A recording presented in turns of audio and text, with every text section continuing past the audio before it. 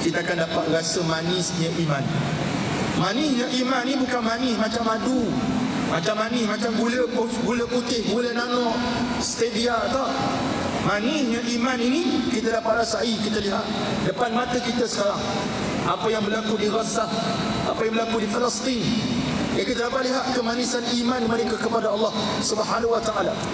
Sampai bila mana orang kesiankan penduduk Gaza, dia pula kesiankan kita. Dia kata kami tahu jalan untuk kami temu syurga Allah Subhanahu wa taala, sedangkan kalian masih lagi terkontang-kanting mencari jalan untuk menuju syurga Allah Subhanahu wa taala. Mungkin kita nampak dia susah, tuan-tuan sekalian, betul lah mereka tengah susah. Tapi hakikatnya keimanan mereka kepada Allah. Tengok tentera Al-Qassam, waktu senggang mereka penuhi dengan baca Quran, sama seperti mana dibuat oleh Sultan Salahuddin Al-Ayyubi. Salahuddin Al-Ayyubi, dia kalau berperang, contoh dalam peperangan untuk membebaskan Al-Aqsa, ada riwayat mengatakan start dia perang di Gendang ataupun di Palu, dia start buka kitab Al-Muwatta Al-Imam Malik, kitab Muwatta. Sehari sekali dia akan baca hadis daripada kitab Al-Muwatta. Sepanjang peperangan ada masa dia untuk baca kitab Al-Muwatta, menghadap tuan guru. Habis kitab Muwatta, boleh tawan Masjid Al-Aqsa. Ini kehebatan yang ada pada mereka. Halawah kemanisan iman kepada Allah Subhanahu wa taala. Yang ni payahlah kita nasihat. Tak payah.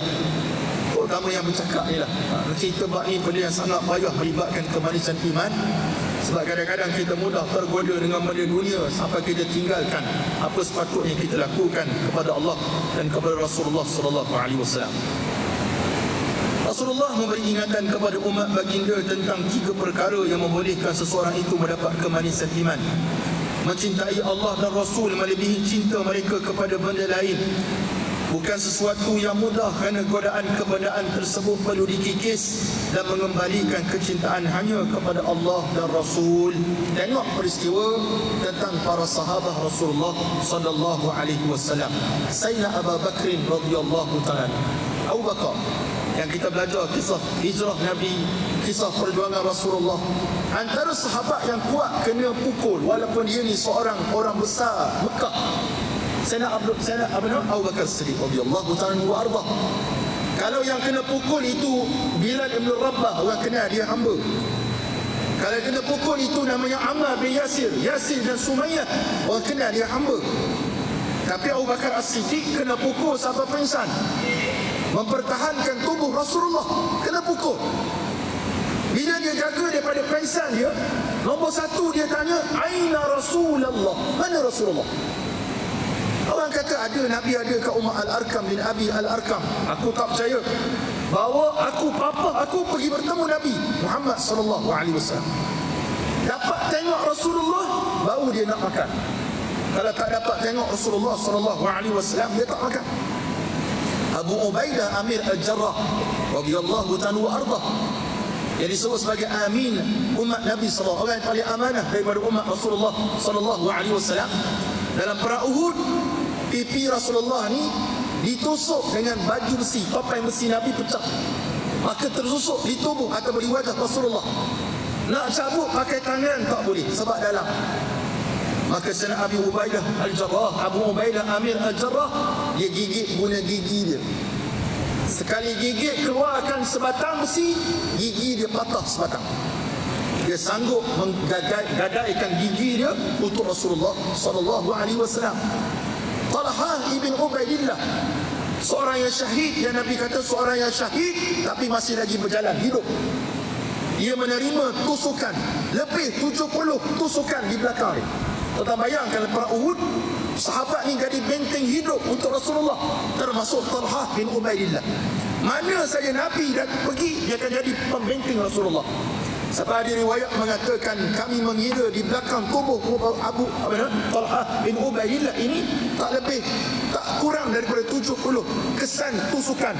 Yang paling besar boleh masuk tangan dalam buka dia.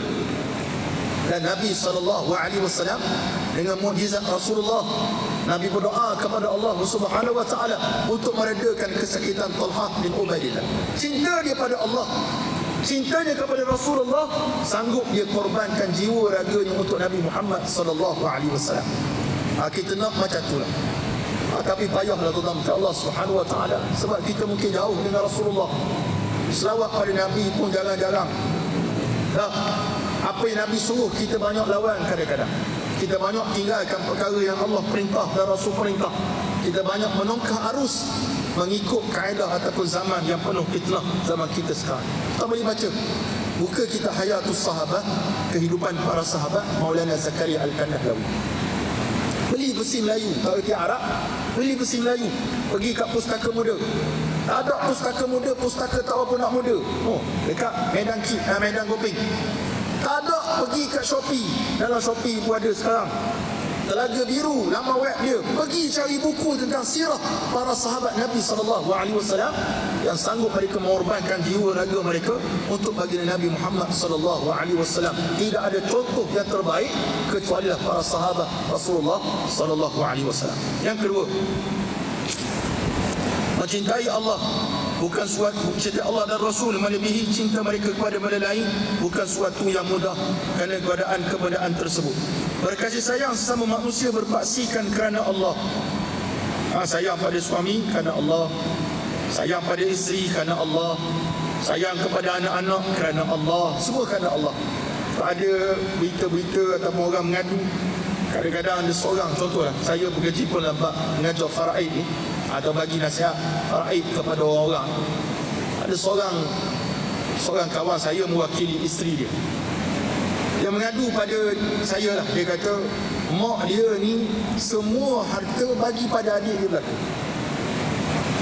Saya tanya kenapa dia bagi semua. Sebab dia anggap kami ni macam bukan anak dia. Macam seolah-olah anak dia, dia seorang tu je anak dia. Buruk pun baik, baik pun baik. Tak, mana punya double standard mak tahu semua tak? Dah matilah mak dia, matilah. Bayangkan harta semua tukar nama pada nama adik perempuan semua. Lepas tu dia kata apa hukum Ustaz? Saya kata hukum yang pertama, hibah waktu dia hidup itu hak dia. Tak bagi pada siapa, hak dia. Cuma dalam mazhab kita Imam Syafi'i, tak adil, hukumnya makruh. Kalau menzalimi, cadangnya untuk membagi mereka berbalah, hukumnya haram. Tapi hibah itu tetap sah. Hibah sah, tapi hukumnya haram. Maka perbuatan mak saya ni macam mana? Nampak ke arah haram lah, Allah Subhanahu Wa Taala. Tapi hibah itu tetap sah. Sebab hibah ni tak perlu kepada dengan syarat ia mesti harta orang tersebut, orang tu mesti sihat walafiat dan sebagainya. Ada unsur mistik tak Ustaz? Wallahu a'lam, tak tahu. Ada orang yang kadang-kadang macam tu anggap unsur mistik, unsur lobi, macam-macam lah. Tapi kita anggap pada zahir perbuatan tersebut tidak bagus lah. Mendapat standardkan anak-anak kita. Pilih kasih, tak boleh. Sakit hati anak kita maka Allah Subhanahu Wa Taala. Contoh banyak juga orang Melayu kita ni, anak duduk dekat dengan dia, duduk seharian, anak duduk rumah dengan kita. Anak tu buruk semua anak tu. Anak yang balik 3 bulan sekali, 4 bulan sekali, itulah intan payung, payung mah, semua dia belakang. Anak duduk dengan dia, buruk semua dia. Sedangkan dia tak sedar waktu dia sakit, yang mana datang balik, yang mana jenguk dia, anak duduk dengan dia. Kencing darah dia susah, anak duduk dekat dengan dia. Yang duduk jauh, jarang. Tapi yang itulah, kalau balik, kambing panggang, ayam panggang, tu panggang belaka. Tapi yang dekat, ikan masing, ikan rebus, macam-macam ikan yang biasa-biasa. Bukan di ulu kita, di ulu kuang, Allah SWT. Kalau ada, jangan buat gitulah tuan-tuan sekalian. Jangan double standardkan anak-anak kita siang ke dia. Dia pun ada perasaan. Dia ada perasaan. Ada orang anggap banyak mak bapak ni anggap anak-anak derhaka, tapi ada juga mak bapak derhaka pun ada. Pada zaman Sayyidina Umar ada. Mak bapak derhaka kepada Allah Subhanahu Wa Taala, derhaka pada anak-anak dia sebab tidak beri didikan dan tidak beri kasih sayang sepatutnya kepada anak-anak ni, tak boleh. Yang keempat, memasakkan iman dalam diri agar tidak terjerumus dalam lembah kekufuran, sama ada kufur nikmat atau kufur atas segala perintah dan larangan Allah Subhanahu Wa Taala, tak boleh. Maka Allah Subhanahu Wa Taala menjadikan kita yang ada nak rasa kemanisan iman ini, kita cubalah ikhtiar untuk buat tiga-tiga perkara tersebut, insya-Allah. Hadis seterusnya Riwayat daripada Al-Hakim daripada Sayyidina Abi Hurairah radhiyallahu ta'ala anhu, salasun, ada 3 perkara. Man kunna fihi hasabahu Allah hisaban yasira. Siapa menyai 3 perkara ini, nescaya akan dihisap oleh Allah dengan hisap yang ringan. Hisap ni perhitungan. Hisap ni juga matematik. Seorang pensyarah di UC Putra Malaysia, dia letak dekat pintu pejabat dia, matematiklah kamu sebelum kamu dimatematikkan. Hasibu anfusakum, hisaplah diri kamu sendiri sebelum kamu dihisap oleh Allah Subhanahu wa taala. Yang pertama, wa adkhalahul jannah, dan Allah akan masukkan dalam syurga. Yang pertama, tu'tiya man haramak, kamu beri kepada sesiapa yang memutuskan hubungan dengan kamu. Dia tak baik dengan kita, kita bagi juga. Ini luar biasa. Sebab kita ni tuan-tuan sekalian, kalau kita baik dengan orang tu, ghalib, memang kita akan bagi. Cuba orang tu putuskan hubungan kita dengan dia, ataupun dia putuskan hubungan dia dengan kita, sama lah tu. Pastinya kita tak akan bagi kat dia lah. Kalau kita bagi bubur lambuk, selang sebelah rumah ni tak baik dengan kita bagi jiran sebelah sana, tak bagi sebelah ni. Maka kata Nabi SAW, siapa yang mampu memberi kepada orang yang memutuskan hubungan, dia akan dapat hisab yang mudah. Kemudian kata Nabi lagi, wa ta'fu amman zalamak, kamu maafkan orang yang menzalimimu. Semua payah belaka ni. Yang pertama, orang putus silaturahim, kita susah nak bagi. Orang zalim pada kita maafkan dia. Yang ketiga, wa tasilu man qata'ak, kamu menyambung hubungan kepada yang memutuskan hubungan denganmu. Ini melibatkan tali silaturahim sesama saudara kita, sama ada saudara sedarah ataupun saudara seislam kita. Rasulullah memberi ingatan kepada umatnya kaedah untuk mendapat hitungan hisab yang mudah.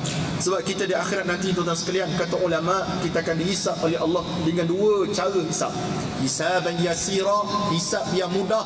Yang kedua, hisab yang payah. Hisab yang mudah ni maknanya Allah cek kita sekejap je, tak lama. Sebut nama Ali bin Abu, mari Ali bin Abu, buka buku catatan, belik-belik sikit, selesai, jalan terus. Macam kita ingat tak zaman PKPD dulu, PKP, setiap jalan setengah tepat nak pergi ke daerah ada SJR, Sekatan Jalan Raya. Kalau polis tu rapat dengan kita, dia kenal kita, Sakosa, mana? Depan mana? Bagai bawah, jalan. Cuba dia tak kenal kita, main surat, ni syarikat ni berfungsi lagi ke tak? Dia akan tanya kita. Macam kita hantar bantuan masa PKPD dulu, lebih 15 ekspedisi kita hantar bantuan, banyak ke sana. Kita kumpul dana hampir 500 juta untuk hantar bantuan musim PKPD. Salah satu cara nak keluar berjalan. Orang kata gitu, tidak, cuma susah. Nak pergi mana, nak keluar, kena pergi balai polis, minta surat. Antara yang paling susah sekali di tol Bentong, itu paling payah sekali. Ebit Liu pun kena patah balik. Waktu tu kita baca waja'anna min baini aydihim sadda wa min khalfihim sadda. Baca pun cek ke tepi. Apa yang akan 10 kenderaan ke tepi belaka. Sebenarnya kami tak boleh bagi ni, lalu ni rupanya cek kena patah balik ni.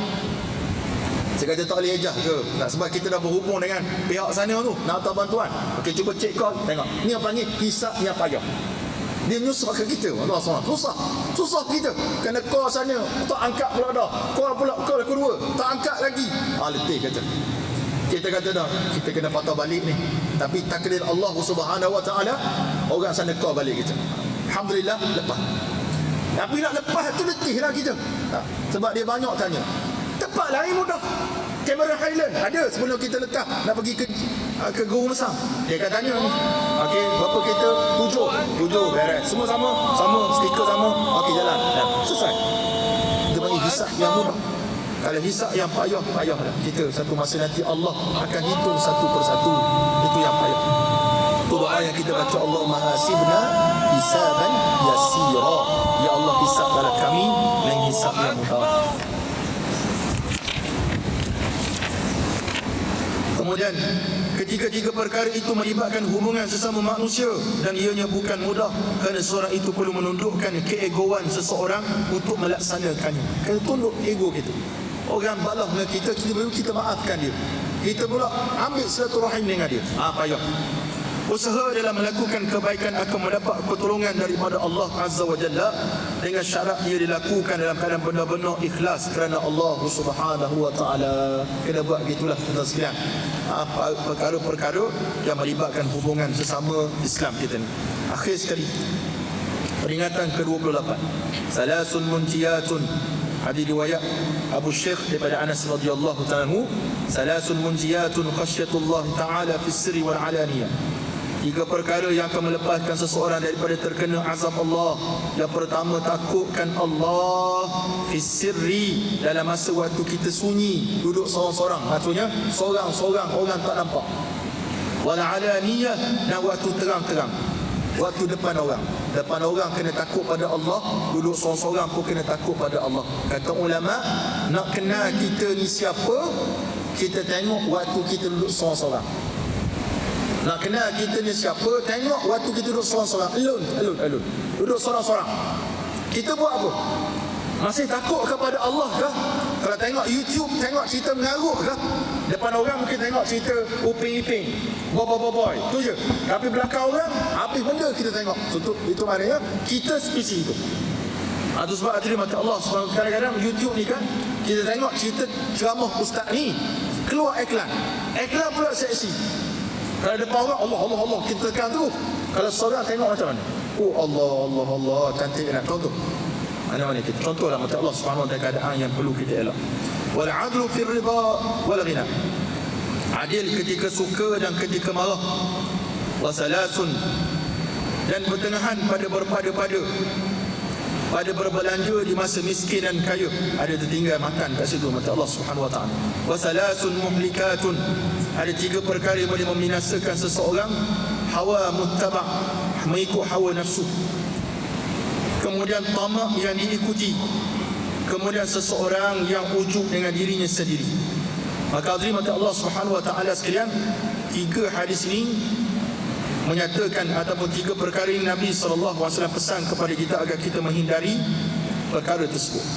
Rasulullah SAW beringatkan kepada umatnya agar melakukan aturan-aturan yang terbaik dalam hidup mereka.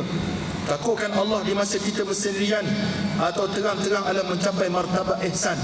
Begitu juga dengan memberi hukuman, perlulah dilakukan secara adil walau bagaimanapun perasaan kita di waktu itu, serta tidak bodoh dalam perbelanjaan.